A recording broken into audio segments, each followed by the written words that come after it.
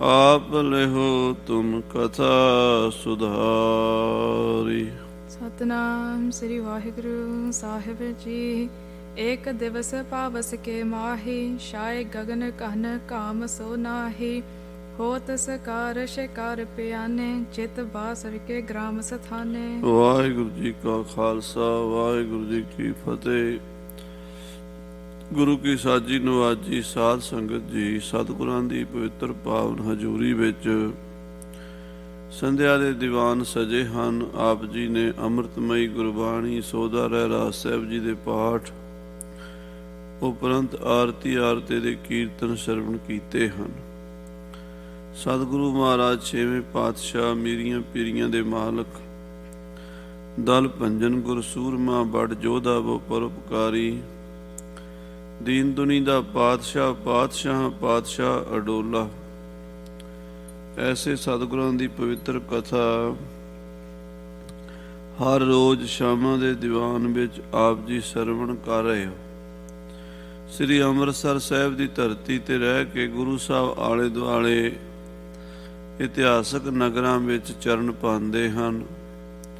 ਸ਼ਿਕਾਰ ਖੇਡਣ ਦੇ ਬਹਾਨੇ ਜਿੱਥੇ ਮਹਾਰਾਜ ਸ਼ਸਤਰ ਵਿੱਦਿਆ ਦਾ ਅਭਿਆਸ, ਘੋੜਸਵਾਰੀ, ਜੰਗੀ ਕਰਤੱਵ ਕਰਦੇ ਹਨ।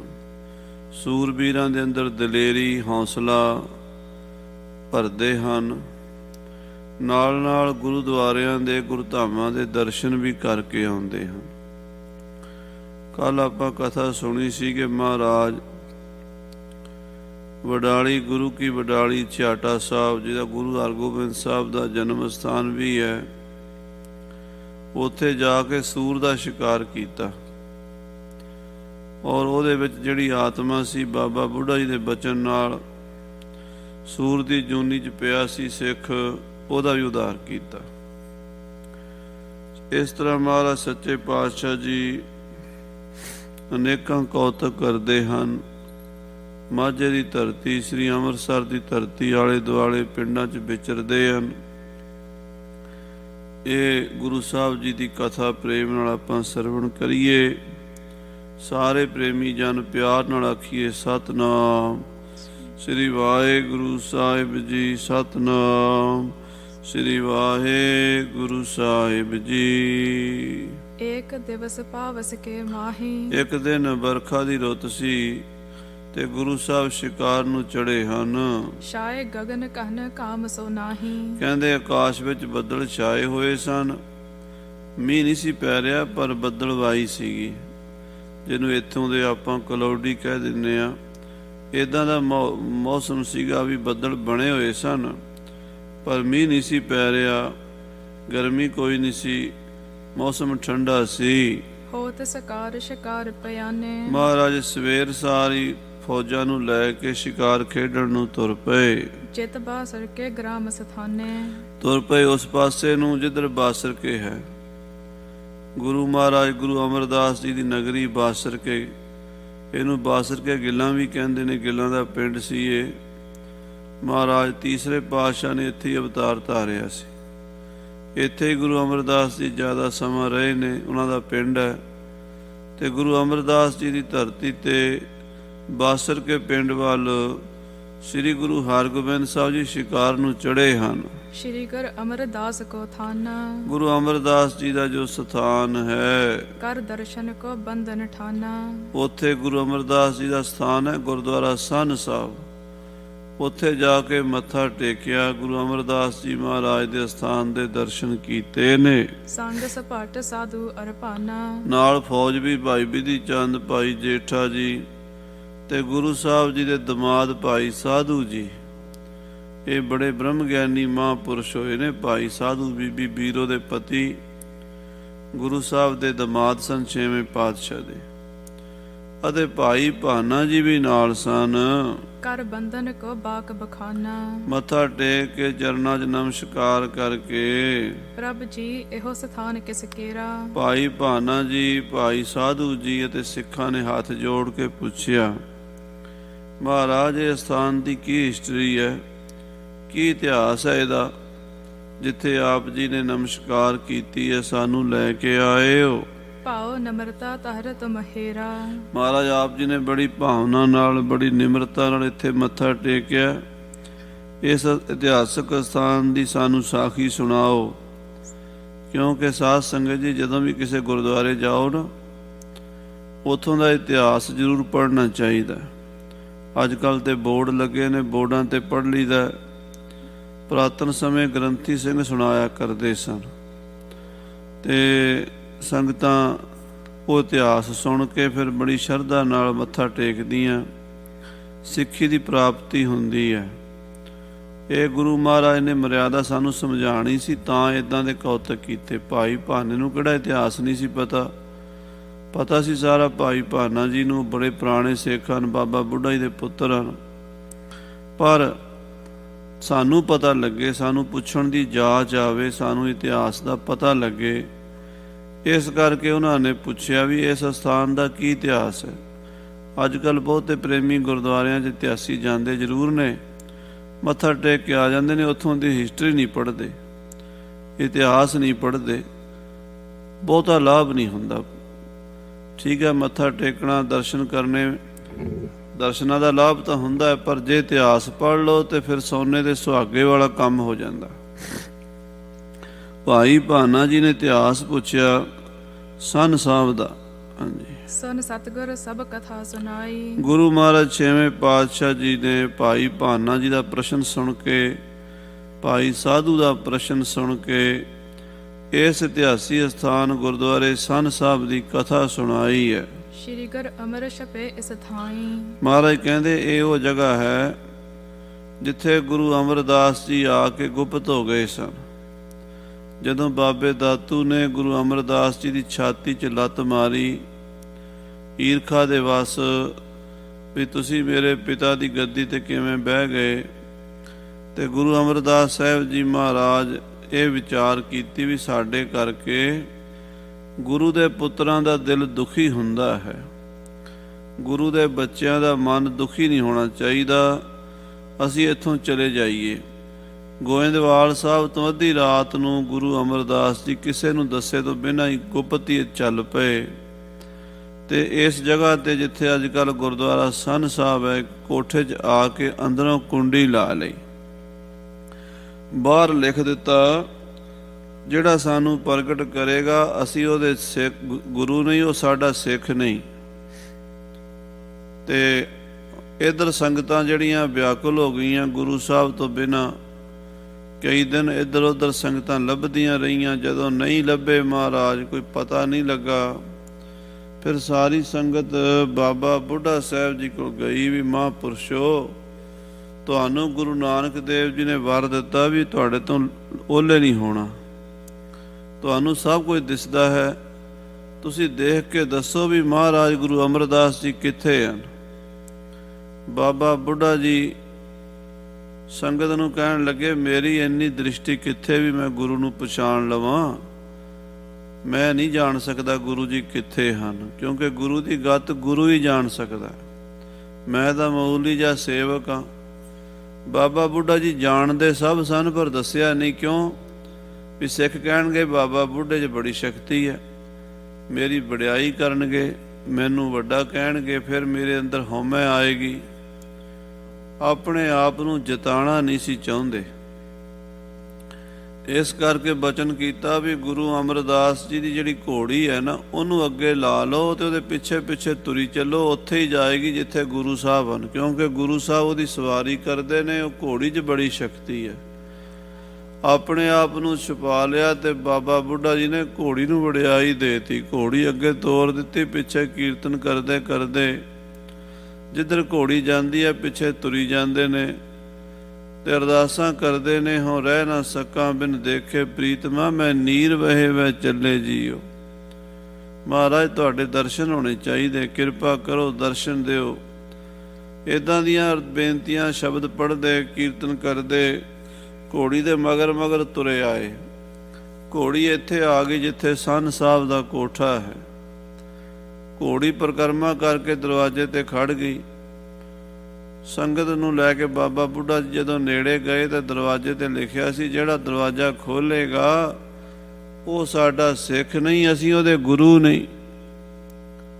ਸੰਗਤ ਬਾਬਾ ਜੀ ਦੇ ਮੂੰਹ ਵੱਲ ਵੇਖੇ ਤੇ ਬਾਬਾ ਜੀ ਸੰਗਤ ਨੂੰ ਕਹਿਣ ਵੀ ਹੁਣ ਕੀ ਕਰ ਸਕਦੇ ਆ, ਮਹਾਰਾਜ ਨੇ ਸਖਤ ਹੁਕਮ ਲਾਇਆ ਦਰਵਾਜ਼ਾ ਖੋਲਣਾ ਨਹੀਂ। ਸੰਗਤ ਕਹਿੰਦੀ ਬਾਬਾ ਜੀ ਤੁਸੀਂ ਕੋਈ ਹੱਲ ਕੱਢੋ, ਸਾਡਾ ਤਾਂ ਗੁਰੂ ਮਹਾਰਾਜ ਦੇ ਦਰਸ਼ਨਾਂ ਤੋਂ ਬਿਨਾਂ 1 ਮਿੰਟ ਨਹੀਂ ਲੰਘਣਾ, 1 ਘੜੀ ਨਾ ਮਿਲਤੇ ਤਾਂ ਕਲਯੁਗ ਹੋਤਾ, ਆਪ ਕਿਰਪਾ ਕਰੋ ਇਹ ਮਸਲੇ ਦਾ ਹੱਲ ਕਰੋ। ਤੇ ਮਹਾਰਾਜ ਤੀਸਰੇ ਪਾਤਸ਼ਾਹ ਜੀ ਨੂੰ ਪ੍ਰਗਟ ਕਰਨ ਲਈ ਬਾਬਾ ਬੁੱਢਾ ਜੀ ਨੇ ਫਿਰ ਕਈ ਫੜ ਕੇ ਕੋਠੇ ਦੇ ਪਿਛਲੇ ਪਾਸੇ ਸੰਨ ਲਾ ਲਈ, ਮੋਰੀ ਕਰ ਲਈ, ਜਿਵੇਂ ਚੋਰ ਨਹੀਂ ਸੰਨ ਲਾਉਂਦੇ, ਸੰਨ ਲਾ ਕੇ ਤੇ ਕਿੱਟਾਂ ਕੱਢ ਲਈਆਂ ਤੇ ਅੰਦਰ ਵੜ ਕੇ ਗੁਰੂ ਅਮਰਦਾਸ ਦੇ ਦਰਸ਼ਨ ਕੀਤੇ। ਮਹਾਰਾਜ ਕਹਿੰਦੇ ਤੁਸੀਂ ਬੂਹੇ ਤੇ ਲਿਖਿਆ ਪੜ੍ਹਿਆ ਨਹੀਂ? ਉਹ ਕਹਿੰਦੇ ਜੀ ਬੂਹਾ ਤਾਂ ਮੈਂ ਖੋਲ੍ਹਿਆ ਹੀ ਨਹੀਂ ਨਾ, ਬੂਹਾ ਖੋਲ੍ਹਦਾ ਤਾਂ ਮੈਂ ਦੋਸ਼ੀ ਸੀ, ਉਹ ਤੁਹਾਡਾ ਬਚਨ ਉੱਦਾਂ ਹੀ ਹੈ, ਪਰ ਸੰਗਤ ਦਰਸ਼ਨ ਲਈ ਵਿਆਕੁਲ ਹੈ, ਇਸ ਕਰਕੇ ਹੁਣ ਕਿਰਪਾ ਕਰੋ ਸੰਗਤਾਂ ਨੂੰ ਦਰਸ਼ਨ ਦਿਓ। ਗੁਰੂ ਅਮਰਦਾਸ ਜੀ ਬਾਬਾ ਬੁੱਢਾ ਜੀ ਦੀ ਭਾਵਨਾ ਤੋਂ ਬੜੇ ਪ੍ਰਸੰਨ ਹੋਏ ਤੇ ਵਰ ਦਿੱਤਾ ਵੀ ਤੁਹਾਡੀ ਸੰਨ ਚੋਂ ਜਿਹੜਾ ਲੰਘੇਗਾ ਉਹਦਾ ਜਨਮ ਮਰਨ ਕੱਟਿਆ ਜਾਏਗਾ। ਸੰਨ ਵਿਖੇ ਨਰ ਜੋ ਲਖ ਜਾਵੇ, ਜਨਮ ਮਰਨ ਤਿਸ ਕਾ ਕਟ ਜਾਵੇ।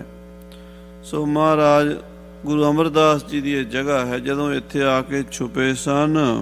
ਬ੍ਰਿਧ ਸਾਹਿਬ ਤਬ ਆਏ ਨਿਕਾਰੇ, ਬਾਬਾ ਬੁੱਢਾ ਜੀ ਨੇ ਆ ਕੇ ਗੁਰੂ ਅਮਰਦਾਸ ਜੀ ਨੂੰ ਸੰਨ ਵਿੱਚੋਂ ਪ੍ਰਗਟ ਕੀਤਾ ਸੀ।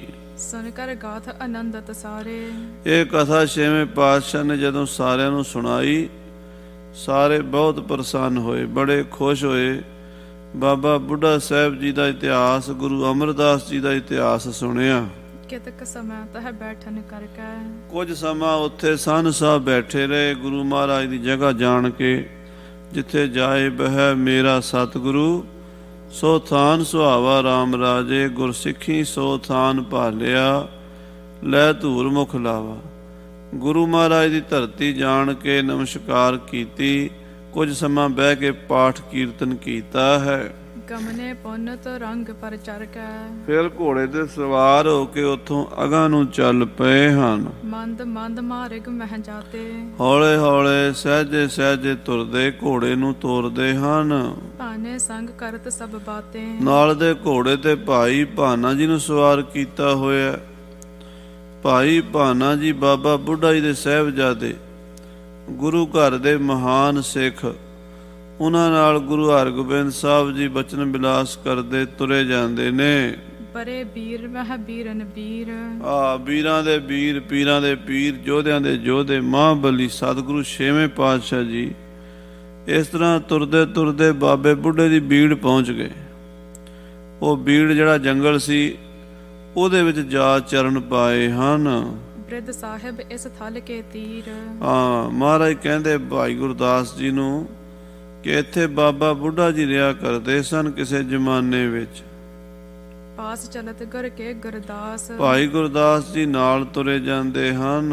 ਤਿਸ ਦਿਸ਼ ਦੇਖ ਕਹਿਓ ਸਖਰਾਸ, ਭਾਈ ਗੁਰਦਾਸ ਜੀ ਵੱਲ ਵੇਖ ਕੇ ਗੁਰੂ ਹਰਗੋਬਿੰਦ ਸਾਹਿਬ ਜੀ ਪੁੱਛਦੇ ਹਨ, ਬ੍ਰਿਧ ਸਾਹਿਬ ਕੋ ਬਸਨ ਸਥਾਨ। ਇਹ ਭਾਈ ਗੁਰਦਾਸ ਜੀ, ਇੱਥੇ ਤੁਸੀਂ ਕਈ ਵਾਰੀ ਆਏ ਹੋਵੋਗੇ, ਕਿਉਂਕਿ ਤੁਸੀਂ ਬਾਬਾ ਬੁੱਢਾ ਜੀ ਦੇ ਨੇੜੇ ਬਹੁਤ ਰਹੇ ਹੋ। ਅੱਛਾ ਦੱਸੋ ਬਾਬਾ ਬੁੱਢਾ ਜੀ ਕਿਹੜੀ ਥਾਂ ਤੇ ਰਹਿੰਦੇ ਸੀ? ਉਹਨਾਂ ਦੀ ਵਸਣ ਵਾਲੀ ਥਾਂ ਕਿਹੜੀ ਹੈ? ਇਹ ਦੱਸੋ ਕਿਰਪਾ ਕਰਕੇ। ਹੋ ਤੋ ਕਹਾਂ ਤਿਹ ਕਰੋ ਪਛਾਣ ਕਰੋ। ਦੇਖੋ ਸਾਧ ਸੰਗਤ ਜੀ, ਗੁਰੂ ਸਾਹਿਬ ਦੀ ਨਿਮਰਤਾ ਕਿੰਨੀ ਹੈ। ਆਪ ਜਾਣੀ ਜਾਣ ਸਭ ਕੁਝ ਜਾਣਦੇ ਹਨ, ਪਰ ਭਾਈ ਗੁਰਦਾਸ ਜੀ ਨੂੰ ਮਾਣ ਦੇ ਰਹੇ ਹਨ। ਵੱਡਿਆਂ ਦੀ ਇਹੀ ਵਡਿਆਈ ਹੈ, ਦੂਜਿਆਂ ਦਾ ਸਨਮਾਨ ਕਰਨਾ। ਕਹਿੰਦੇ ਭਾਈ ਸਾਹਿਬ ਜੀ ਤੁਸੀਂ ਇੱਥੇ ਆਏ ਹੋ, ਗੁਰੂ ਮਹਾਰਾਜ ਦੇ ਪਿਆਰੇ ਪੁਰਾਤਨ ਸਿੱਖ ਹੋ, ਬਾਬਾ ਬੁੱਢਾ ਜੀ ਨਾਲ ਤੁਹਾਡਾ ਬਹੁਤ ਪ੍ਰੇਮ ਸੀ। ਸੋ ਜਿੱਥੇ ਬਾਬਾ ਬੁੱਢਾ ਸਾਹਿਬ ਜੀ ਰਹਿੰਦੇ ਸੀ ਉਹ ਜਗ੍ਹਾ ਦੱਸੋ ਕਿਹੜੀ ਹੈ? ਚਿਰ ਲਗ ਸੰਗ ਰਹੇ ਤੁਮ ਦਊ, ਤੁਸੀਂ ਦੋਵੇਂ ਮਹਾਂਪੁਰਸ਼ ਇਕੱਠੇ ਰਹੇ ਹੋ, ਬਾਬਾ ਬੁੱਢਾ ਜੀ ਤੇ ਭਾਈ ਗੁਰਦਾਸ ਜੀ। ਲੰਮਾ ਸਮਾਂ ਗੁਰੂ ਘਰ ਦੀ ਸੇਵਾ ਇਕੱਠਿਆਂ ਕੀਤੀ ਹੈ। ਗੁਰ ਕਰਕੇ ਅਗਰੀ ਸਿੱਖ ਜੋ, ਤੁਸੀਂ ਗੁਰੂ ਘਰ ਦੇ ਸ਼੍ਰੋਮਣੀ ਮੁਖੀ ਸਿੱਖ।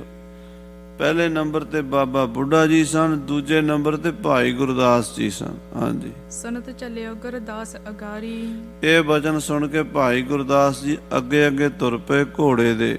ਤਿਹ ਸਥਾਨ ਕੀ ਕੀਨ ਚਨਾਰੀ। ਉਹ ਜਗ੍ਹਾ ਦੀ ਪਛਾਣ ਕੀਤੀ ਜਿੱਥੇ ਬਾਬਾ ਬੁੱਢਾ ਜੀ ਕਾਨਿਆਂ ਦੀ ਕੁੱਲੀ ਬਣਾ ਕੇ ਰਹਿੰਦੇ ਸਨ। ਸਾਧ ਸੰਗਤ ਜੀ, ਮਹਾਂਪੁਰਸ਼ਾਂ ਦੀ ਖੇਡਾਂ ਨਿਆਰੀਆਂ, ਉੱਥੇ ਭਾਵੇਂ ਉਹ ਸੀਸ ਮਹਿਲ ਬਣਾ ਲੈਂਦੇ, ਪਰ ਬਾਬਾ ਜੀ ਨੇ ਬੜਾ ਸਾਦਾ ਜਿਹਾ ਜੀਵਨ ਰੱਖਿਆ ਹੋਇਆ ਸੀ। ਵੱਡੇ ਵੱਡੇ ਮਹਾਂਪੁਰਸ਼ ਬੰਦਗੀ ਵਾਲੇ ਜਿਹੜੇ ਹੁੰਦੇ ਆ, ਉਹ ਬਹੁਤਾ ਪਸਾਰਾ ਨਹੀਂ ਕਰਦੇ ਮਕਾਨਾਂ ਦਾ, ਬੰਗਲਿਆਂ ਦਾ, ਕੋਠੀਆਂ ਦਾ। ਉਹ ਤਾਂ ਕੱਖਾਂ ਦੀ ਕੁੱਲੀ ਜੀ ਟਾਈਮ ਕੱਟ ਲੈਂਦੇ ਆ। ਉਹ ਜਗ੍ਹਾ ਜਿੱਥੇ ਬਾਬਾ ਬੁੱਢਾ ਜੀ ਰਹਿੰਦੇ ਸੀ, ਭਾਈ ਗੁਰਦਾਸ ਜੀ ਗੁਰੂ ਸਾਹਿਬ ਨੂੰ ਲੈ ਕੇ ਉੱਥੇ ਪਹੁੰਚ ਗਏ ਨੇ।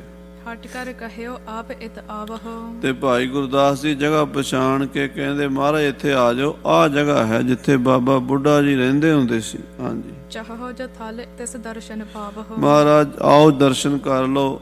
ਇੱਥੇ ਮਹਾਂਪੁਰਸ਼ਾਂ ਨੇ, ਬ੍ਰਹਮ ਗਿਆਨੀ ਬਾਬਾ ਬੁੱਢਾ ਜੀ ਨੇ ਬਹੁਤ ਲੰਮਾ ਸਮਾਂ ਆਪਣੀ ਜ਼ਿੰਦਗੀ ਦਾ ਇੱਥੇ ਗੁਜ਼ਾਰਿਆ। ਬੀੜ ਸਾਹਿਬ ਦੀ ਸੇਵਾ ਨਿਭਾਈ, ਘਾਹ ਪੱਠੇ ਦੀ, ਗੁਰੂ ਘਰ ਦੇ ਘੋੜਿਆਂ ਦੀ, ਮਾਲ ਡੰਗਰ ਦੀ, ਘਾਹ ਪੱਠੇ ਦੀ ਪੂਰਤੀ ਇੱਥੋਂ ਬੀੜ ਚੋਂ ਹੁੰਦੀ ਸੀ। ਸੁਨਤ ਬਾ ਕਹਿਆ ਕੋ ਤਬ ਪ੍ਰੇਰਾ। ਛੇਵੇਂ ਪਾਤਸ਼ਾਹ ਭਾਈ ਗੁਰਦਾਸ ਜੀ ਦਾ ਬਚਨ ਸੁਣ ਕੇ ਆਪਣਾ ਘੋੜਾ ਉਧਰ ਨੂੰ ਮੋੜ ਲਿਆ। ਤੁਰਤ ਪਨੀਤ ਥਾਨ ਕੋ ਹੇਰਾ। ਬੜੀ ਪਵਿੱਤਰ ਧਰਤੀ ਹੈ ਜਿੱਥੇ ਮਹਾਂਪੁਰਸ਼ 68 ਤੀਰਥ ਮੰਨੇ ਜਾਂਦੇ, ਜਿੱਥੇ ਸਾਧੂ ਸੰਤ ਗੁਰਸਿੱਖ ਰਹਿੰਦੇ ਹਨ। ਗੁਰਸਿੱਖ ਸਾਧੂ ਪੈਰ ਧਰਨ ਦਾ ਭਾਈ ਗੁਰਦਾਸ ਜੀ ਨੇ ਆਪਣੀ ਬਾਣੀ 'ਚ ਵੀ ਲਿਖਿਆ ਹੈ ਵੀ ਉਹ ਜਗ੍ਹਾ ਪਵਿੱਤਰ ਹੁੰਦੀ ਜਿੱਥੇ ਗੁਰਸਿੱਖ ਸਾਧੂ ਪੈਰ ਧਰਦੇ ਹਨ। ਪ੍ਰਿਦ ਸਮਝਾਨ ਕਰੀ ਤਬ ਬੰਧਨ। ਬਾਬਾ ਬੁੱਢਾ ਜੀ ਨੂੰ ਹਾਜ਼ਰ ਨਾਜ਼ਰ ਸਮਝ ਕੇ ਛੇਵੇਂ ਪਾਤਸ਼ਾਹ ਨੇ ਉਹਨਾਂ ਦੀ ਧਰਤੀ ਨੂੰ ਮੱਥਾ ਟੇਕਿਆ ਤੇ ਮੂੰਹ ਤੋਂ ਨਿਕਲਿਆ, ਧੰਨ ਬਾਬਾ ਬੁੱਢਾ ਸਾਹਿਬ ਜੀ, ਧੰਨ ਹੋ, ਧੰਨ ਹੋ। ਹਾਂਜੀ, ਸਿਮਰ ਸਿਮਰ ਤਿਨ ਕੇ ਗੁਣ ਬ੍ਰਿੰਦਨ। ਉਹਨਾਂ ਦੇ ਗੁਣਾਂ ਨੂੰ ਯਾਦ ਕਰ ਕਰਕੇ ਭਾਨਾ ਪੂਰ ਭਾਵਨਾ ਕਰਕੇ। ਭਾਈ ਭਾਨਾ ਜੀ ਬੜੀ ਭਾਵਨਾ ਦੇ ਨਾਲ ਆਪਣੇ ਪਿਤਾ ਜੀ ਦੇ ਸਥਾਨ ਤੇ ਮੱਥਾ ਟੇਕਿਆ ਹੈ। ਨਮੋ ਕੀਨ ਪੂਤਲ ਸਿਰ ਧਰ ਕੇ। ਧਰਤੀ ਤੇ ਸਿਰ ਧਰ ਕੇ ਨਮਸਕਾਰ ਕੀਤੀ ਹੈ ਉਸ ਜਗ੍ਹਾ ਨੂੰ ਜਿੱਥੇ ਮਹਾਰਾਜ ਸਾਹਿਬ ਜੀ ਦੇ ਪਿਆਰੇ ਮਹਾਨ ਗੁਰਸਿੱਖ ਬਾਬਾ ਬੁੱਢਾ ਜੀ ਨੇ ਆਪਣੀ ਜ਼ਿੰਦਗੀ ਲੰਘਾਈ, ਸਮਾਂ ਲੰਘਾਇਆ ਹੈ। ਅਪਰ ਸਰਬ ਹੀ ਬੰਧਨ ਠਾਨੈ। ਸਾਰਿਆਂ ਨੇ ਇਸ ਜਗ੍ਹਾ ਨੂੰ ਮੱਥਾ ਟੇਕਿਆ। ਸਾਰੇ ਗੁਰਸਿੱਖਾਂ ਦੇ ਮਨ ਵਿੱਚ ਬਾਬਾ ਬੁੱਢਾ ਜੀ ਦਾ ਸਤਿਕਾਰ, ਪਿਆਰ ਸੀਗਾ। ਸਾਰਿਆਂ ਨੇ ਨਮਸਕਾਰਾਂ ਕੀਤੀਆਂ ਹਨ। ਪਿਕ ਸ਼੍ਰੀ ਸਤਿਗੁਰ ਬਾਕ ਬਖਾਨੈ। ਮਹਾਰਾਜ ਛੇਵੇਂ ਪਾਤਸ਼ਾਹ ਜੀ ਬੋਲੇ, ਵੇਖ ਕੇ ਅਸਥਾਨ ਵੱਲ ਮੰਜੀ ਸੁੰਦਰ ਇਹਾਂ ਬਨਾਵਹੁ। ਮਹਾਰਾਜ ਕਹਿੰਦੇ, ਭਾਈ ਗੁਰਦਾਸ ਜੀ, ਇੱਥੇ ਬਾਬਾ ਬੁੱਢਾ ਜੀ ਦੀ ਯਾਦਗਾਰ 'ਚ ਗੁਰਦੁਆਰਾ ਬਣਨਾ ਚਾਹੀਦਾ। ਇੱਕ ਮੰਜੀ ਬਣਾ ਦਿਓ, ਨਿਸ਼ਾਨੀ। ਆਉਣ ਵਾਲੇ ਸਮੇਂ 'ਚ ਸਿੱਖ ਉੱਥੇ ਗੁਰਦੁਆਰਾ ਬਣਾ ਲੈਣਗੇ। ਇਤਿਹਾਸਕ ਜਗ੍ਹਾ ਸਾਧ ਸੰਗਤ ਜੀ ਕੋਈ ਵੀ ਹੈ ਨਾ ਗੁਰੂ ਮਹਾਰਾਜ ਦੀ, ਉਹ ਲੋਪ ਨਹੀਂ ਹੋਣੀ ਚਾਹੀਦੀ। ਉਹਨੂੰ ਸਾਂਭ ਕੇ ਰੱਖਣਾ ਚਾਹੀਦਾ। ਇਹ ਸਾਡੀ ਸਿੱਖਾਂ ਦੀ ਜ਼ਿੰਮੇਵਾਰੀ ਹੁੰਦੀ ਹੈ। ਜੇ ਆਪਾਂ ਉਹਨਾਂ ਇਤਿਹਾਸਿਕ ਗੁਰਦੁਆਰਿਆਂ ਨੂੰ ਔਰ ਇਤਿਹਾਸਕ ਜਗ੍ਹਾ ਨੂੰ, ਸ਼ਹੀਦਾਂ ਸਿੰਘਾਂ ਦੇ ਸ਼ਹੀਦੀ ਅਸਥਾਨਾਂ ਨੂੰ ਨਹੀਂ ਸਾਂਭਾਂਗੇ ਤੇ ਸਾਡਾ ਇਤਿਹਾਸ ਖਤਮ ਹੋ ਜਾਏਗਾ। ਸੋ ਇਤਿਹਾਸਕ ਜਗ੍ਹਾ ਹੈ ਬਾਬਾ ਬੁੱਢਾ ਸਾਹਿਬ ਦੀ ਬੀੜ। ਇੱਥੇ ਕੋਈ ਨਿਸ਼ਾਨੀ ਲਾ ਚਲੀਏ, ਮੰਜੀ ਬਣਾ ਦਈਏ, ਫਿਰ ਹੌਲੇ ਹੌਲੇ ਮੇਰਾ ਪੰਥ ਖਾਲਸਾ ਉੱਥੇ ਜਦੋਂ ਸਿੰਘਾਂ ਦਾ ਰਾਜ ਆਵੇਗਾ ਨਾ, ਮਾਇਆ ਬਹੁਤ ਆਏਗੀ। ਫਿਰ ਮਹਾਰਾਜ ਕਹਿੰਦੇ ਇੱਥੇ ਗੁਰਦੁਆਰੇ ਵਧੀਆ ਬਣ ਜਾਣਗੇ। ਹੋਤ ਪਰਾਤ ਕੇ ਸਭ ਸੁਧਰਾਵਹੁ।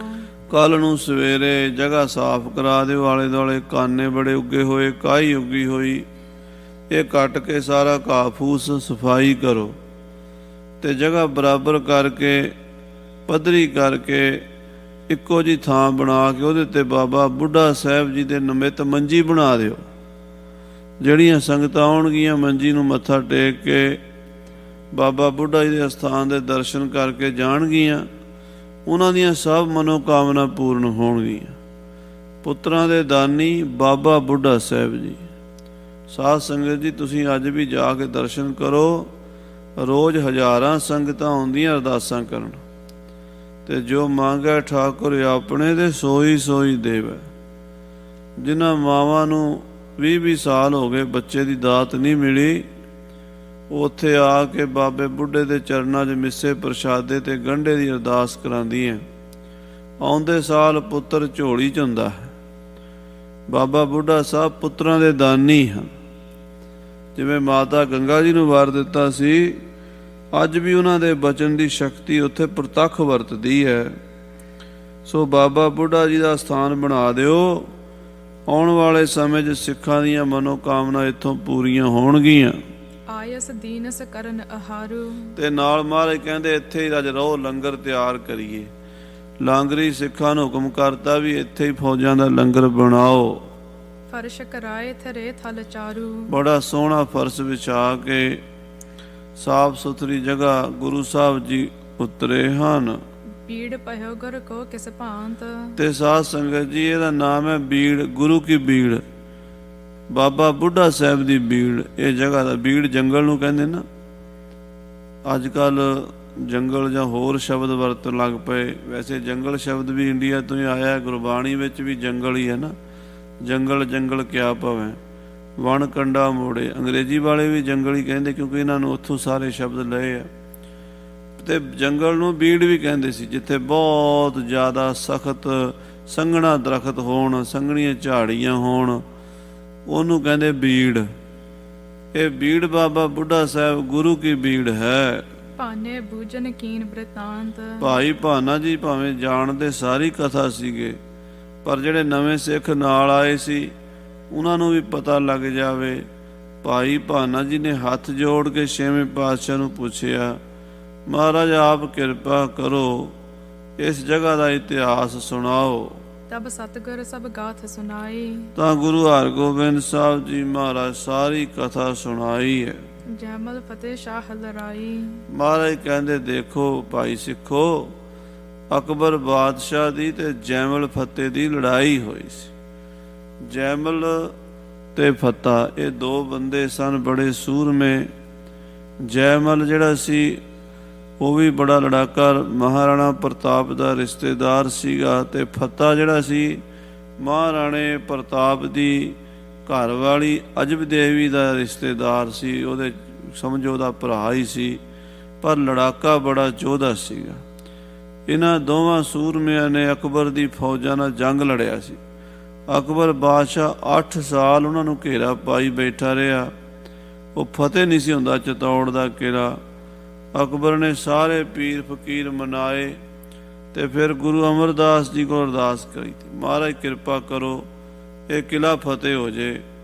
ਤੇ ਗੁਰੂ ਸਾਹਿਬ ਦਾ ਉੱਧਰੋਂ ਬੌਲੀ ਸਾਹਿਬ ਦਾ ਕੰਮ ਚੱਲ ਰਿਹਾ ਸੀ। ਬੌਲੀ ਸਾਹਿਬ ਐਨ ਥੱਲੇ ਪੌੜੀਆਂ ਤੱਕ ਪਹੁੰਚ ਗਈ ਸੀ, ਪਰ ਥੱਲੇ ਜਾ ਕੇ ਬਹੁਤ ਵੱਡਾ ਕੜ ਆ ਗਿਆ ਸੀ, ਯਾਨੀ ਕੋਈ ਪੱਥਰ ਦੀ ਬਹੁਤ ਵੱਡੀ ਚਟਾਨ ਆ ਗਈ ਸੀ, ਜਿਹਦੇ ਕਰਕੇ ਥੱਲਿਓਂ ਪਾਣੀ ਨਿਕਲਣ ਦਾ ਕੋਈ ਰਸਤਾ ਨਹੀਂ ਸੀ।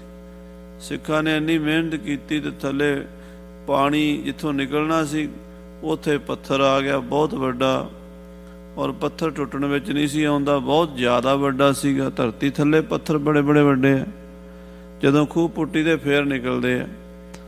ਉਹ ਐਡਾ ਵੱਡਾ ਪੱਥਰ, ਐਡਾ ਵੱਡਾ ਚਟਾਨ ਸੀ ਥੱਲੇ ਬੌਲੀ ਸਾਹਿਬ ਦੇ। ਮਹਾਰਾਜ ਛੇਵੇਂ ਗੁਰੂ ਅਮਰਦਾਸ ਤੀਸਰੇ ਪਾਤਸ਼ਾਹ ਬਚਨ ਕੀਤਾ, ਕਹਿੰਦੇ ਜਦੋਂ ਸਾਡੀ ਬੌਲੀ ਦਾ ਕੜ ਟੁੱਟੇਗਾ ਤੁਹਾਡਾ ਚਿਤੌੜਗੜ੍ਹ ਉਦੋਂ ਟੁੱਟੇਗਾ। ਉਹਨਾਂ ਨੇ ਡੇਟ ਨੋਟ ਕਰ ਲਈ, ਜਿਸ ਦਿਨ ਬੌਲੀ ਦਾ ਕੜ ਟੁੱਟਾ ਉਸੇ ਦਿਨ ਹੀ ਚਿਤੌੜਗੜ੍ਹ ਫਤਿਹ ਹੋ ਗਿਆ।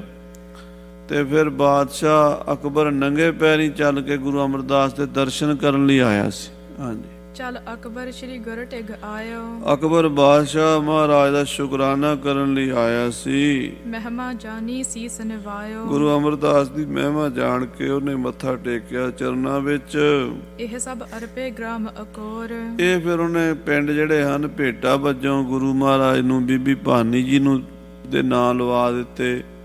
ਪਹਿਲਾਂ ਕਹਿਣ ਲੱਗਾ ਮੈਂ ਲੰਗਰ ਲਈ ਪਿੰਡਾਂ ਦੀ ਜਗੀਰ ਦੇਣੀ ਹੈ। ਮਹਾਰਾਜ ਕਹਿੰਦੇ ਵੀ ਗੁਰੂ ਦਾ ਲੰਗਰ ਗੁਰੂ ਨਾਨਕ ਦੇ 20 ਰੁਪਈਆਂ ਨਾਲ ਚੱਲਦਾ, ਗੁਰੂ ਨਾਨਕ ਦੀ ਬਖਸ਼ਿਸ਼ ਨਾਲ ਚੱਲਦਾ, ਇਹ ਸਰਕਾਰ ਦੀਆਂ ਜਗੀਰਾਂ ਨਾਲ ਨਹੀਂ ਚੱਲਦਾ, ਅਸੀਂ ਕੋਈ ਜਗੀਰ ਨਹੀਂ ਲੈਣੀ। ਅਕਬਰ ਕਹਿਣ ਲੱਗਾ ਮਹਾਰਾਜ ਮੇਰੀ ਇੱਕ ਹੋਰ ਬੇਨਤੀ ਹੈ ਵੀ ਤੁਸੀਂ ਮੇਰੇ ਪਿਤਾ ਹੋ ਤੇ ਮੈਂ ਤੁਹਾਡਾ ਪੁੱਤਰ ਹਾਂ।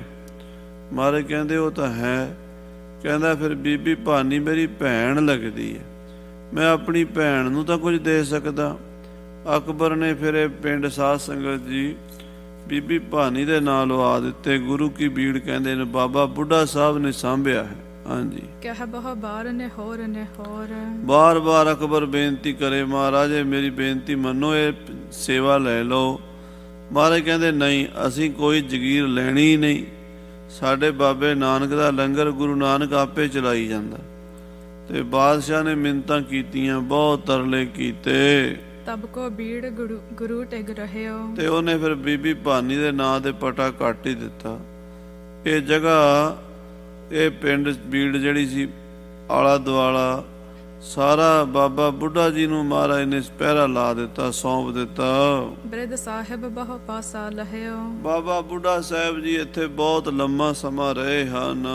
ਇਤਿਆਦਿਕ ਬਹੁ ਬਾਕ ਬਿਲਾਸ। ਇਸ ਤਰ੍ਹਾਂ ਦੇ ਬਚਨ ਬਿਲਾਸ ਗੁਰੂ ਹਰਗੋਬਿੰਦ ਸਾਹਿਬ ਜੀ ਭਾਈ ਭਾਨਾ ਜੀ ਨੂੰ ਦੱਸਦੇ ਹਨ। ਕਰਤ ਰਹੇ ਮੁਖ ਕਮਲ ਪ੍ਰਕਾਸ਼। ਸੋਹਣੇ ਕਮਲ ਵਰਗੇ ਮੁਖੜੇ ਤੋਂ ਮਹਾਰਾਜ ਏਦਾਂ ਦੇ ਬਚਨ ਕਰਦੇ ਹਨ। ਸੁੰਦਰ ਸਖਦ ਸਗਨ ਘਨ ਛਾਇਆ। ਬੜੀ ਸੋਹਣੀ ਸਾਧ ਸੰਗਤ ਦੀ ਦਰਖਤਾਂ ਦੀ ਛਾਇਆ ਹੈ, ਤੇ ਉਦੋਂ ਬੱਦਲਾਂ ਦੀ ਮੌਸਮ ਵੀ ਹੈ। ਉਹਦੇ ਕਰਕੇ ਬਹੁਤੀ ਗਰਮੀ ਨਹੀਂ। ਕਹਿ ਲਓ ਵੀ ਸਾਉਣ ਭਾਦੋਂ ਦੇ ਦਿਨਾਂ ਵਿੱਚ ਜਦੋਂ ਮੀਂਹ ਬਣੇ ਹੁੰਦੇ ਨਾ, ਬੱਦਲ ਬਣੇ ਹੁੰਦੇ, ਕਈ ਵਾਰੀ ਵਸਦੇ ਨਹੀਂ, ਉੱਦਾਂ ਹੀ ਬਣੇ ਹੁੰਦੇ, ਉਹ ਬੜਾ ਮੌਸਮ ਸੁਹਾਵਣਾ ਲੱਗਦਾ। ਪੰਜਾਬ ਦੇ ਵਿੱਚ ਖਾਸ ਕਰਕੇ ਗਰਮੀ ਤੋਂ ਬਚਾਅ ਹੋ ਜਾਂਦਾ, ਅਤੇ ਬੱਦਲਾਂ ਦੀ ਛਾਂ ਵਿੱਚ ਹਵਾ ਵੀ ਠੰਡੀ ਠੰਡੀ ਪਿਆਰੀ ਮਿੱਠੀ ਲੱਗਦੀ ਹੈ। ਸੀਤਲ ਸਮੈ ਸਭਿਨ ਮਨ ਭਾਇਆ। ਠੰਡਾ ਸਮਾਂ ਹੋਇਆ, ਸਾਰਿਆਂ ਨੂੰ ਚੰਗਾ ਲੱਗਾ ਹੈ। ਪੌਣ ਗਾਨ ਕੋ ਨਿਭਤ ਮੰਦ। ਕਹਿੰਦੇ ਹਵਾ ਵੀ ਹੌਲੇ ਹੌਲੇ ਰੁਮਕ ਰੁਮਕ ਕੇ ਚੱਲਦੀ ਹੈ। ਸ਼੍ਰੀ ਹਰਿ ਗੋਬਿੰਦ ਦਿਪਤ ਆਨੰਦ। ਤੇ ਗੁਰੂ ਹਰਗੋਬਿੰਦ ਸਾਹਿਬ ਜੀ ਬੜੇ ਆਨੰਦ ਦੇ ਵਿੱਚ, ਬੜੀ ਪ੍ਰਸੰਨਤਾ ਦੇ ਵਿੱਚ ਪ੍ਰਕਾਸ਼ ਰੂਪ ਹੋ ਕੇ ਇਸ ਸਥਾਨ ਤੇ ਬੈਠੇ ਹਨ, ਜਿਸ ਦਾ ਨਾਮ ਬੀੜ ਬਾਬਾ ਬੁੱਢਾ ਸਾਹਿਬ ਜੀ ਹੈ। ਚਾਹਨ ਦਿਸ਼ ਮੈਂ ਹਰਿਆਵਲ ਦੇਖੀਅਤ। ਆਲੇ ਦੁਆਲੇ ਹਰਿਆਲੀ ਬੜੀ ਹੈ। ਮੀਂਹ ਪੈ ਕੇ ਹਟੇ ਨੇ। ਸਾਉਣ ਦਾ ਮਹੀਨਾ ਸ਼ੁਰੂ ਹੋਣ ਵੇਲੇ ਹੀ ਮੀਂਹ ਸ਼ੁਰੂ ਹੋ ਜਾਂਦੇ ਆ, ਸੋ ਇਸ ਕਰਕੇ ਹਰਿਆਲੀ ਪੰਜਾਬ 'ਚ ਥਾਂ ਥਾਂ ਤੇ ਹੁੰਦੀ ਹੈ। ਹਾਂਜੀ। ਇੰਦਰ ਬਧੂ ਬ੍ਰਿੰਦਾ ਵਿੱਚ ਪੇਖੀਅਤ। ਔਰ ਸਾਧ ਸੰਗਤ ਜੀ ਬਹੁਤ ਸਾਰੀਆਂ ਦੇਖਦੇ ਆ ਵੀ ਚੀਚ ਬੋਟੀਆਂ, ਉਹ ਲਾਲੀਆਂ, ਤੇ ਇਦਾਂ ਦੇ ਪੰਛੀ ਦਰਖਤਾਂ ਤੇ ਫਿਰਦੇ ਹਨ।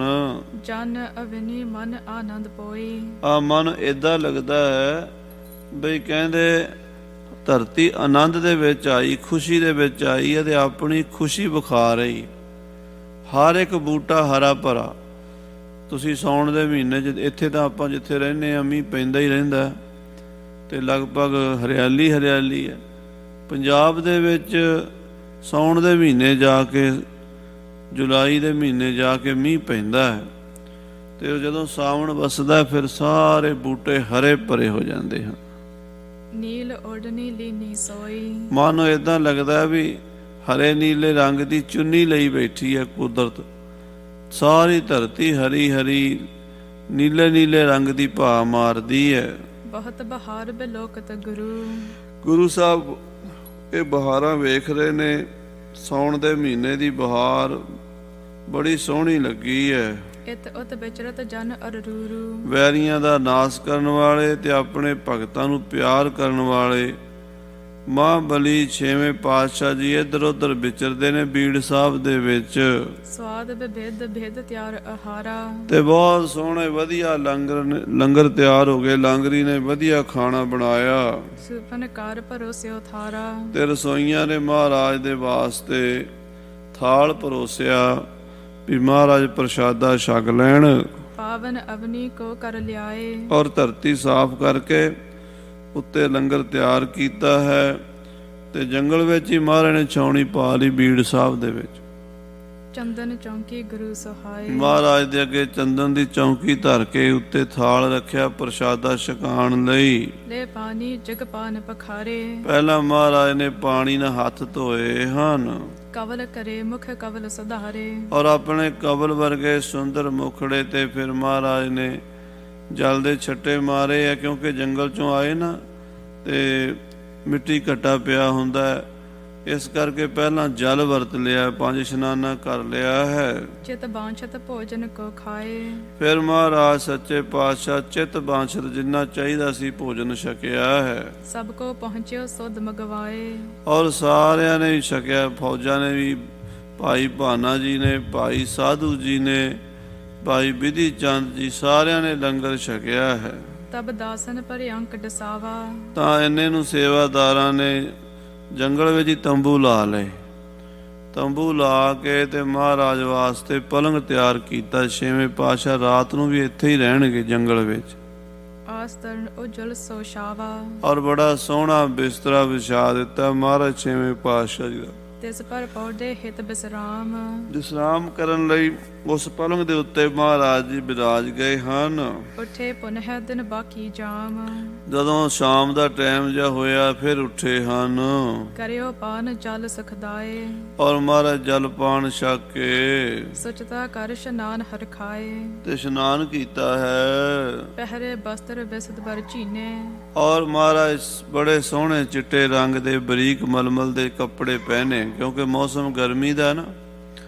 ਸਾਉਣ ਦੇ ਮਹੀਨੇ, ਭਾਦੋਂ ਦੇ ਮਹੀਨੇ ਭਾਵੇਂ ਮੀਂਹ ਪੈਂਦਾ ਪਰ ਗਰਮੀ ਹੁੰਦੀ ਹੈ, ਇਸ ਕਰਕੇ ਪਤਲੇ ਪਤਲੇ ਕੱਪੜੇ ਸਤਿਗੁਰੂ ਜੀ ਨੇ ਪਹਿਨੇ ਹਨ। ਸ਼ਸਤਰ ਜਥੋਚਿਤ ਧਾਰਨ ਕੀਨੇ। ਔਰ ਫਿਰ ਜਥੋਯੋਗ ਆਪਣੇ ਸ਼ਸਤਰ ਸਜਾਏ ਹਨ। ਥਲ ਮੰਜੀ ਕੇ ਪੁਨ ਚਲ ਗਏ। ਜਿੱਥੇ ਮੰਜੀ ਬਣਾਣੀ ਹੈ, ਜਿੱਥੇ ਬਾਬਾ ਬੁੱਢਾ ਜੀ ਦੀ ਥਾਂ ਹੈ, ਉੱਥੇ ਗਏ ਹਨ। ਪੁਨ ਥਾਨ ਇਹੋ ਉਚਰਤ ਭਏ।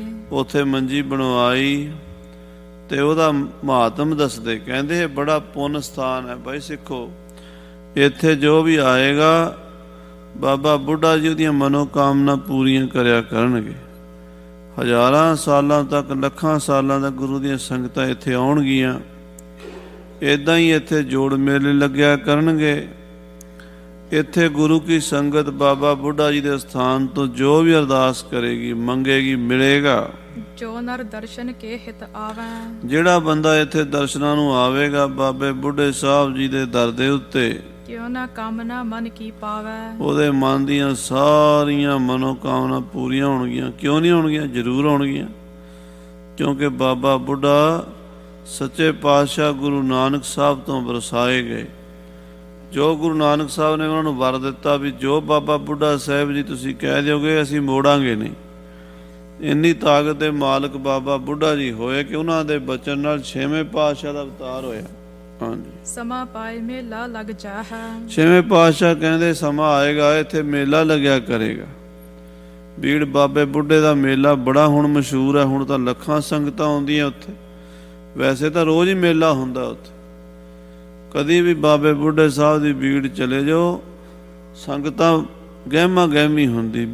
ਅਜੇ ਵੀ ਉਸੇ ਤਰ੍ਹਾਂ ਹੀ ਜਿਵੇਂ ਮੇਲੇ ਤੇ ਜੋੜ ਮੇਲੇ ਤੇ ਰੌਣਕ ਹੈ, ਰੋਜ਼ ਹੀ ਉਨੀ ਰੌਣਕ ਹੋਈ ਹੁੰਦੀ ਹੈ। ਹਾਂਜੀ, ਖਸ਼ਟ ਕੋਸ ਗੁਰਪੁਰ ਤੇ ਆਹਾਂ। ਸ੍ਰੀ ਅੰਮ੍ਰਿਤਸਰ ਤੋਂ ਬੀੜ ਬਾਬਾ ਬੁੱਢਾ ਜੀ 6 ਕੋਹ ਦਾ ਫਾਸਲਾ ਹੈ। 6 ਕੋਹ ਦੀ ਦੂਰੀ ਤੇ ਇਹ ਪਵਿੱਤਰ ਨਗਰ ਬਾਬਾ ਬੁੱਢਾ ਜੀ ਦੀ ਬੀੜ ਝਬਾਲ ਦੇ ਨੇੜੇ ਹੈ। ਹਾਂਜੀ, ਹੈ ਆਰੂੜ ਭਏ ਤਬ ਪ੍ਰੇਰਾ। ਮਹਾਰਾਜ ਘੋੜੇ ਤੇ ਸਵਾਰ ਹੋਏ ਤੇ ਤਿਆਰੀ ਕਰ ਲਈ ਵਾਪਸ ਜਾਣ ਦੀ। ਆਪਣਾ ਘੋੜਾ ਪ੍ਰੇਰਿਆ, ਅੱਡੀ ਲਾਈ ਹੈ। ਖੇਰਤ ਖੇਲ ਅਖੇਰ ਕਨੇਰਾ। ਰਸਤੇ 'ਚ ਮਹਾਰਾਜ ਸ਼ਿਕਾਰ ਖੇਡਦੇ, ਜਿੱਥੇ ਜੀ ਕਰਦਾ ਉੱਥੇ ਰੁਕ ਜਾਂਦੇ ਆ। ਜੰਗਲ ਦੇ ਹਿਰਨ, 12 ਸਿੰਘੇ, ਖਰਗੋਸ਼ ਵਗੈਰਾ ਜੰਗਲੀ ਸੂਰ ਮਾਰਦੇ ਆ। ਸਦਾ ਸਰੋਵਰ ਕੋ ਚਲ ਆਏ। ਵਾਪਸ ਸ੍ਰੀ ਅੰਮ੍ਰਿਤਸਰ ਸਾਹਿਬ ਆ ਗਏ ਹਨ। ਸੰਗ ਸਰਬ ਹੀ ਪਟ ਸਮਦਾਏ। ਸਾਰੇ ਯੋਧੇ, ਸਾਰੀਆਂ ਫੌਜਾਂ ਨਾਲ ਹਨ। ਤਖਤ ਅਕਾਲ ਸੋ ਲੱਗਿਓ ਦੀਵਾਨ। ਸ੍ਰੀ ਅਕਾਲ ਤਖਤ ਸਾਹਿਬ ਤੇ ਦੀਵਾਨ ਲੱਗ ਗਿਆ। ਸ਼ਾਮ ਦਾ ਸੋਦਰ ਦਾ ਦੀਵਾਨ ਮਹਾਰਾਜ ਨੇ ਲਾਇਆ ਹੈ। ਦੇਖ ਉਠੇ ਸਭ ਹਿਤ ਸਨਮਾਨ। ਮਹਾਰਾਜ ਜਦੋਂ ਆਏ ਨੇ ਦੀਵਾਨ ਪਹਿਲਾਂ ਹੀ ਸੰਗਤਾਂ ਲਾਈ ਬੈਠੀਆਂ ਸਨ ਅਕਾਲ ਤਖਤ ਤੇ। ਗੁਰੂ ਸਾਹਿਬ ਨੂੰ ਆਉਂਦਿਆਂ ਵੇਖ ਕੇ ਸਾਰੀ ਸੰਗਤ ਸਨਮਾਨ ਲਈ ਖੜੀ ਹੋ ਗਈ ਹੈ। ਬੰਧਨ ਕਰ ਬੈਠੇ ਤਿਹ ਸਮੈ। ਮੱਥਾ ਟੇਕ ਕੇ ਮਹਾਰਾਜ ਦੇ ਚਰਨਾਂ 'ਚ ਫਿਰ ਸਿੱਖ ਬੈਠ ਗਏ ਹਨ। ਸੋਦਰ ਪਟ ਸਗਰੇ ਤਬ ਨਿਮੈ। ਸਾਰਿਆਂ ਨੇ ਸੋਦਰ ਰਹਿਰਾਸ ਸਾਹਿਬ ਦਾ ਪਾਠ ਸੁਣਿਆ ਹੈ ਅਕਾਲ ਤਖਤ ਸਾਹਿਬ ਤੇ। ਅਜੇ ਤੱਕ ਮਰਜ਼ਾਦਾ ਰਹੀ ਹੈ ਪੰਥ ਦੀ ਕਿ ਜਦੋਂ ਖਾਲਸੇ ਦਾ ਦਲ, ਬੁੱਢਾ ਦਲ, ਤਰਨਾ ਦਲ, ਹੋਰ ਨਿਹੰਗ ਸਿੰਘਾਂ ਦੀਆਂ ਜਥੇਬੰਦੀਆਂ ਅੰਮ੍ਰਿਤਸਰ ਜਾਂਦੀਆਂ, ਉਹ ਰਹਿਰਾਸ ਦਾ ਪਾਠ ਸ੍ਰੀ ਅਕਾਲ ਤਖਤ ਸਾਹਿਬ ਤੇ ਕਰਦੀਆਂ। ਕਿਉਂ? ਫੌਜ ਦਾ ਕੇਂਦਰ ਤਖਤ ਹੀ ਹੈ। ਬਾਕੀ ਸ੍ਰੀ ਹਰਿਮੰਦਰ ਸਾਹਿਬ ਗੁਰੂ ਰਾਮਦਾਸ ਮਹਾਰਾਜ ਦਾ ਵੱਡਾ ਦਰਬਾਰ ਹੈ, ਉਹਦੇ ਵਿੱਚ ਜਾ ਕੇ ਮੱਥਾ ਟੇਕਣਾ, 5 ਸ਼ਬਦ ਕੀਰਤਨ ਉੱਥੇ ਸੁਣਨਾ ਉਹ ਵੀ ਮਰਿਆਦਾ ਜ਼ਰੂਰੀ ਹੈ, ਪਰ ਰਹਿਰਾਸ ਦਾ ਪਾਠ ਸ੍ਰੀ ਅਕਾਲ ਤਖਤ ਤੇ ਸੁਣਨਾ ਇਹ ਫੌਜਾਂ ਦੀ ਮਰਿਆਦਾ। 6ਵੇਂ ਪਾਤਸ਼ਾਹ ਮਹਾਰਾਜ ਨੇ ਫੌਜ ਚਲਾਈ ਹੈ ਤੇ ਉਹਨਾਂ ਨੇ ਅਕਾਲ ਤਖਤ ਸਾਹਿਬ ਤੇ ਰਹਿਰਾਸ ਸਾਹਿਬ ਦੇ ਪਾਠ ਦੀ ਮਰਿਆਦਾ ਬੰਨੀ। ਸੋਦਰ ਦਾ ਰਹਿਰਾਸ ਸਾਹਿਬ ਦਾ ਪਾਠ ਹੁਣ ਵੀ ਅਕਾਲ ਤਖਤ ਸਾਹਿਬ ਤੇ ਹੁੰਦਾ ਹੈ। ਦੀਵਾਲੀ ਤੇ ਜੋੜ ਮੇਲੇ ਤੇ ਸਾਰਾ ਪੰਥ ਉੱਥੇ ਬਹਿ ਕੇ ਸੁਣਦਾ। ਸੋ ਇਸ ਤਰ੍ਹਾਂ ਇਹ ਮਹਾਰਾਜ 6ਵੇਂ ਪਾਤਸ਼ਾਹ ਰਹਿਰਾਸ ਸਾਹਿਬ ਦਾ ਪਾਠ ਆਪਣੀ ਫੌਜ ਸਮੇਤ ਸ੍ਰੀ ਅਕਾਲ ਤਖਤ ਸਾਹਿਬ ਤੇ ਕੀਤਾ ਹੈ। ਸ਼੍ਰੀ ਗੁਰ ਉਠ ਹਰ ਮੰਦਰ ਗਏ। ਰਹਿਰਾਸ ਤੋਂ ਬਾਅਦ 6ਵੇਂ ਪਾਤਸ਼ਾਹ ਅਕਾਲ ਤਖਤ ਤੋਂ ਉੱਠ ਕੇ ਸ੍ਰੀ ਹਰਿਮੰਦਰ ਸਾਹਿਬ ਗਏ ਹਨ। ਕਰੀ ਪ੍ਰਦਛਨਾ ਬੰਦਤ ਪਹੇ। ਜਾ ਕੇ ਸ੍ਰੀ ਦਰਬਾਰ ਸਾਹਿਬ ਹਰਿਮੰਦਰ ਸਾਹਿਬ ਦੀ ਪਰਿਕਰਮਾ ਕੀਤੀ ਤੇ ਮੱਥਾ ਟੇਕਿਆ ਹੈ। ਪੁਨ ਨਿਜ ਮੰਦਰ ਗਏ ਕਸਾਈ। ਫਿਰ ਸਤਿਗੁਰੂ ਆਪਣੇ ਰਹਿਸ਼ੀ ਸਥਾਨ ਗੁਰੂ ਕੇ ਮਹਿਲ ਗੁਰਦੁਆਰਾ ਹੈ ਉੱਥੇ ਚਲੇ ਗਏ ਹਨ। ਸਪਤ ਜਥਾ ਸੁਖ ਰਾਤ ਬਿਤਾਈ। ਸੁੱਖ ਦੇ ਨਾਲ ਉੱਥੇ ਰਾਤ ਬਤੀਤ ਕੀਤੀ ਸਤਿਗੁਰੂ 6ਵੇਂ ਪਾਤਸ਼ਾਹ ਜੀ। ਭਈ ਪ੍ਰਭਾਤ ਕੀਨ ਤਨ ਮੱਜਨ। ਫਿਰ ਮਹਾਰਾਜ ਸਾਹਿਬ ਜੀ ਅੰਮ੍ਰਿਤ ਵੇਲੇ ਉੱਠੇ ਨੇ, ਇਸ਼ਨਾਨ ਪਾਨ ਕੀਤਾ ਹੈ। ਬੈਠੇ ਗੁਰ ਚੌਹ ਦੇਸ਼ ਮਿਲ ਸਵਜਨ। ਔਰ ਸੰਗਤਾਂ ਵਿੱਚ ਬਹਿ ਕੇ ਨਾਮ ਬਾਣੀ ਸੇਵਾ ਸਿਮਰਨ ਦੇ ਪ੍ਰਵਾਹ ਚਲਾਏ ਨੇ। ਹੁਣ ਅੱਗੇ ਅਗਲੇ ਪ੍ਰਕਰਣਾਂ 'ਚ ਕਥਾ ਆਵੇਗੀ ਕਿ ਮਹਾਰਾਜ ਤਰਨਤਾਰਨ ਸਾਹਿਬ ਦੇ ਦਰਸ਼ਨ ਕਰਨ ਲਈ ਜਾਣਗੇ। ਜਿਹੜੇ ਜਿਹੜੇ ਗੁਰਦੁਆਰੇ ਇਲਾਕੇ ਵਿੱਚ ਨੇ ਨਾ, ਇਤਿਹਾਸੀ ਅੰਮ੍ਰਿਤਸਰ ਦੇ ਨੇੜੇ ਨੇੜੇ ਗੁਰੂ ਸਾਹਿਬ ਲਗਭਗ ਸਾਰਿਆਂ 'ਚ ਹੀ ਗਏ 6ਵੇਂ ਪਾਤਸ਼ਾਹ। ਅੱਜ ਵੀ ਉੱਥੇ ਉਹਨਾਂ ਦੀ ਯਾਦ ਵਿੱਚ ਗੁਰਦੁਆਰੇ ਬਣੇ ਹੋਏ ਨੇ। ਤਰਨਤਾਰਨ ਸਾਹਿਬ ਵੀ ਸਰੋਵਰ ਦੇ ਕੰਢੇ ਤੇ ਜਿੱਥੇ ਵੱਡਾ ਦਰਬਾਰ ਹੈ ਸ੍ਰੀ ਦਰਬਾਰ ਸਾਹਿਬ ਤਰਨਤਾਰਨ, ਉਹਦੇ ਨਾਲ ਹੀ 6ਵੇਂ ਪਾਤਸ਼ਾਹ ਦਾ ਇੱਕ ਸਥਾਨ ਬਣਿਆ ਹੋਇਆ। ਭਾਵੇਂ ਉਹ ਬਹੁਤਾ ਵੱਡਾ ਨਹੀਂ ਗੁਰਦੁਆਰਾ ਉਹਨਾਂ ਦਾ ਉੱਥੇ ਬਣਿਆ ਹੋਇਆ। ਪ੍ਰਕਾਸ਼ ਹੁੰਦਾ, ਅਖੰਡ ਪਾਠ ਸਾਹਿਬ ਦੀ ਲੜੀ ਉੱਥੇ ਚੱਲਦੀ ਰਹਿੰਦੀ ਹੈ ਸ੍ਰੀ ਤਰਨਤਾਰਨ ਸਾਹਿਬ। ਨਨਕਾਣੇ ਸਾਹਿਬ ਵੀ 6ਵੇਂ ਪਾਤਸ਼ਾਹ ਗਏ ਨੇ। ਲਾਹੌਰ ਵੀ 6ਵੇਂ ਪਾਤਸ਼ਾਹ ਗਏ, ਉੱਥੇ ਗੁਰਦੁਆਰੇ ਬਣੇ ਹੋਏ ਨੇ ਸਭ ਥਾਵਾਂ ਤੇ। ਤਰਨਤਾਰਨ ਸਾਹਿਬ ਦੀ ਕਥਾ ਕੱਲ੍ਹ ਨੂੰ ਸੁਣਾਂਗੇ। ਸਮੇਂ ਦੇ ਲਿਹਾਜ਼ ਨਾਲ ਸਮਾਪਤੀ ਹੈ। ਹੇ ਗੋਬਿੰਦ, ਹੇ ਗੋਪਾਲ।